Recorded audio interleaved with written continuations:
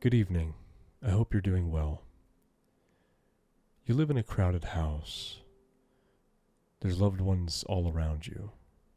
Your parents maybe, siblings maybe, girlfriend, boyfriend maybe. You go to school. You have plenty of friends, maybe not a lot, but maybe you do have a lot. Regardless, the ones you do have are good ones. They're there for you. They care about you, on the surface at least. You go to work, your coworkers hold interesting enough conversations with you. Maybe some are even your friends as well. You speak with these people every single day, off and on all day. You have great times with these people. You've made amazing memories with these people. Fond times that bring a smile to your face when you think back on them. And let me pause and take a moment to reassure you. These people that share these memories with you smile when they think back on them too.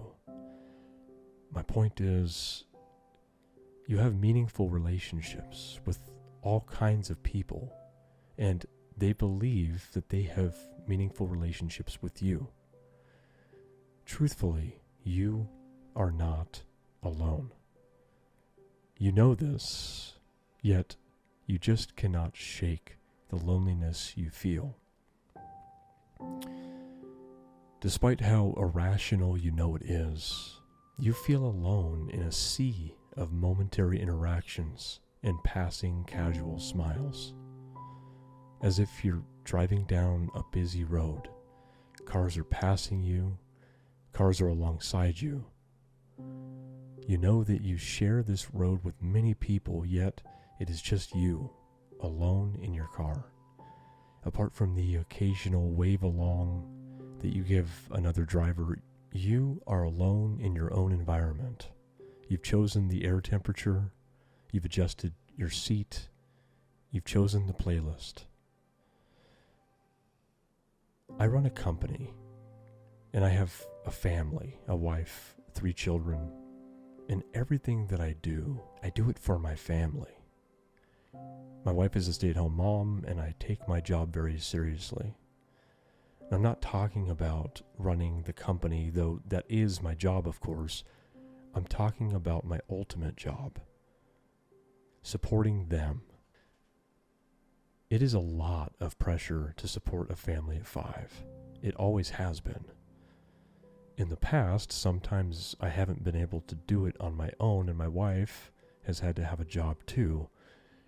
But in more recent years, I have been blessed enough to acquire monetary success, and this has allowed her to focus on our kids, our house, one of our personal goals in life.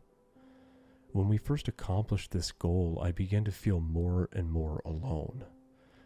Not because I was still surrounded by the same people that I love and that love me, but because I had this new burden that was completely my responsibility.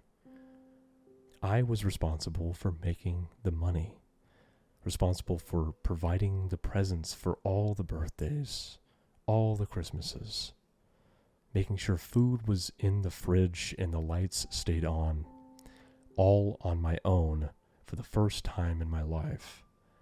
And it was a very stressful adjustment, more pressure than I had ever experienced. I was completely financially responsible for the 4 most important people in my life. Now, I didn't dare speak of any of this stress to my wife. Truthfully, this was out of character for me. We have always approached our marriage as if it's a team that we are both players on, but I didn't want her to think of me as weak, to worry, or worse, to feel guilty. That her staying home with our children was causing me more stress than it was worth. So I shut up, and I just did what I needed to do for my family. Over time, this weighed on me. I was doing everything I needed to do for my family, The company was doing well and we were okay, but I still felt alone. But eventually, I broke and I told her everything. That I was stressed, that this was all new for me, and that I had no idea how much pressure it would be. That I was scared something would happen, that something would go wrong, that I would fail them, and that I felt alone. She had no idea, and she told me that I didn't have to feel alone, that we are, as we have always been, a team. And I wasn't alone anymore. The point of this story is that we so often feel like our pressures, our issues, or our stresses are ours alone. That no one else will understand, that they will judge us for feeling the way that we do, or that others simply just won't care. So we stay in our own environment, driving alone down that busy road, listening to the playlist we have selected.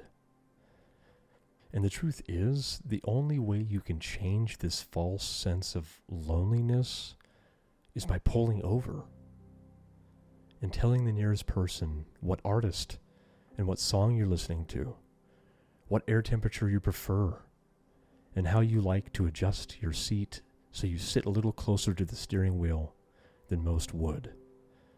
And they may tell you that Benson Boone sucks. They may tell you that 74 degrees is too warm.